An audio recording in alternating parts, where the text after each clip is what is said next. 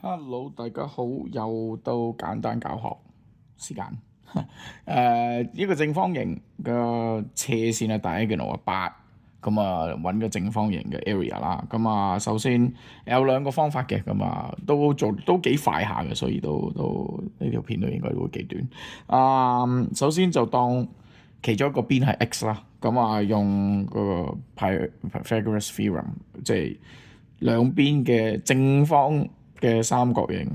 即係正角嘅三角形啊，咁啊即係 a square 加 b square 等於 c square，咁啊等於 x square 加 x square 等於8 square，咁啊左邊因為兩個 x 係同一樣嘢，所以變咗 2x，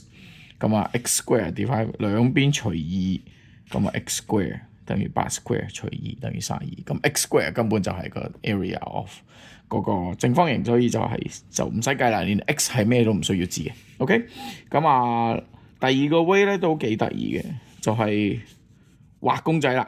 咁啊原本個正方形係8啦，咁你個diagonal推上去又推落嚟，咁另外嗰邊diagonal又係推上去又推落嚟，咁啊正式咧大嘅正方形係幾多啊 ？x square 就係8 square 啦。right， 咁你原本問嗰個問題個正方形正就係一個大 square 嘅一半，所以又係8 square 除以2，32就咁簡單。